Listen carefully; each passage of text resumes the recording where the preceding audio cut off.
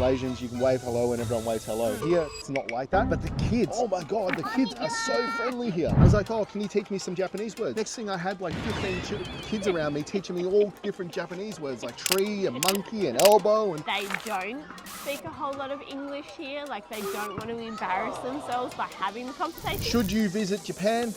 Well, hi everyone, it's Jimmy and Pauline, and we're from Mitch is on the Horizon, and today we thought we'd share our first impressions of Tokyo. We finally made it here after 15 months of trying to get to this country. We finally made it to Japan, and boy do we have some first impressions to share with you guys, because this country is unreal. Pauline, what do you think of Japan so far? First impressions, it's incredible. It looks and feels exactly how it's portrayed in videos of everyone we've watched, every short form content we've seen. It's overwhelming. Yeah, that's another word for it. But it's kind of overwhelming in a good way, if that makes sense, because there's so many things we've seen about Japan, and as soon as we got here, it's like right in your face. Yeah, and there's too many things to do. So the problem is you don't exactly know what you want, because there's too many things. You can see nature, or you can see their sights, or you can see all of their crazy technology. And so let's talk about a few of the things we immediately noticed when we landed in Japan. And for me, the first thing I noticed is how clean Tokyo is. Yeah.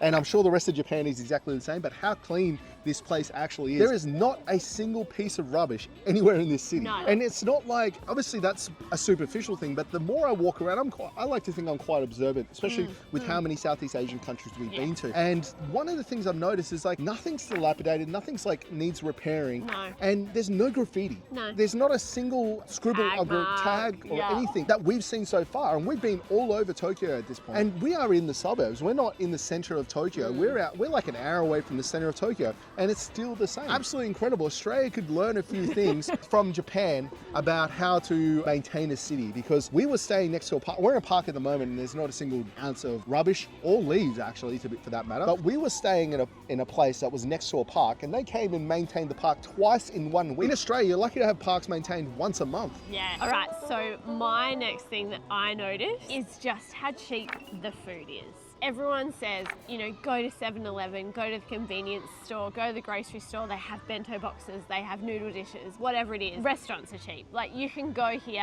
to a restaurant and pay $5, $7 Australian for a meal, and you're getting a decent sized meal. You can then go to the convenience store and pay your $4 or whatever it is for a bento, but I'm just saying, like, restaurants are still affordable. That's really been noticeable, because I mean, there is one thing that's super expensive here, and that is accommodation. Accommodation is really expensive that we found. We haven't been able to find anything cheap like, say, Malaysia, but the cost of food really makes up for it, and it's so much cheaper. And a side note is, I would definitely not recommend coming to Japan in Golden Week. So we had no idea the Golden Week existed until we had friends say, oh, you're turning up in Japan in Golden Week. And I was like, what's Golden Week? And I had to do a lot of Googling about it, and oh my gosh, I do not recommend traveling in Golden Week. Everything is booked out, and I mean everything, like accommodation, attractions, the trains are chaotic, like everything. You can't get to the attractions that you want to get to. Like, we are trying to book into Universal Studios, and I can't get a ticket. Just the time of year. It's just the time of year.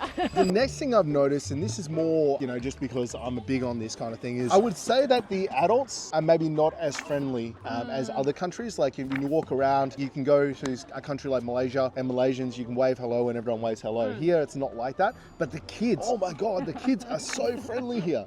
We go to parks a lot because we obviously got our boys and they want to burn some energy off. We go to parks and the adults will just sort of look at us from a distance. The kids will come up and they'll want to speak English with us. They want to practice their English. They want to tell us Japanese words.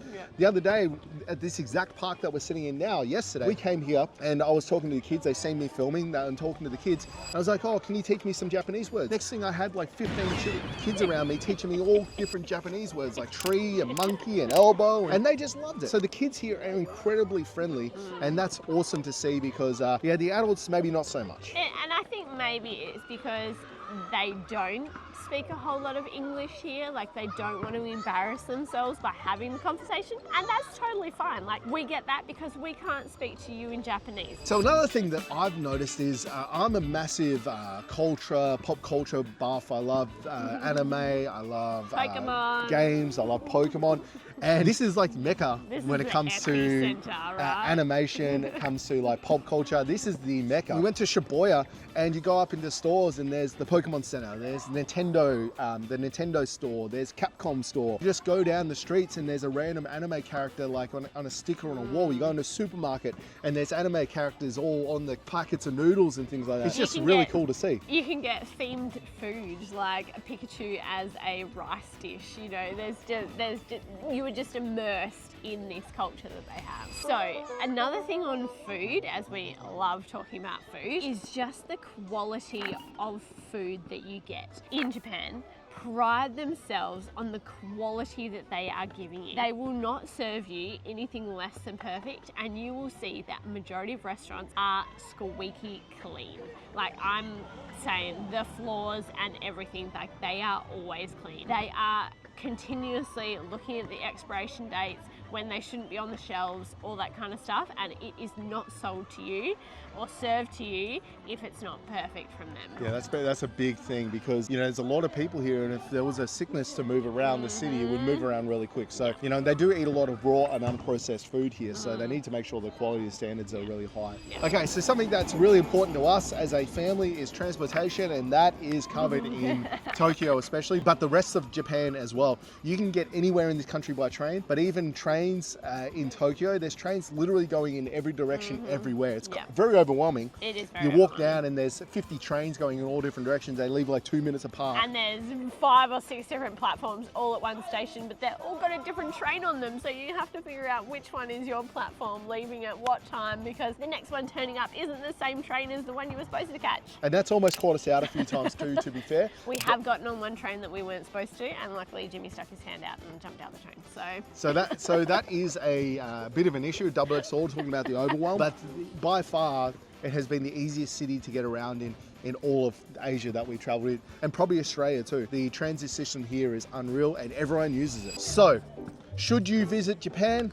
Well, yes, 100% you should visit Japan. It has been an amazing experience so far, especially as a family. The boys have really sort of come into their own in Japan because everyone's so nice and polite, and their behavior has improved since being here because there's so many rules and regulations about what you can and can't do, which is a double-edged sword in itself. But the kids and myself too, I'm finding I'm walking on the left-hand side of the road more. I'm also being more courteous to picking up my rubbish, things like that, because everyone else is doing it. So yeah, it's just been an interesting experience. Would you recommend people come here? I would definitely recommend it, just maybe not in Golden Week. Any other week of the year, definitely just Golden Week is intense. So what has been your favorite thing about Japan so far?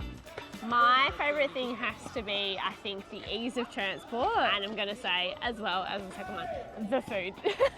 Food's been unreal. The food has actually been unreal here. The ramens.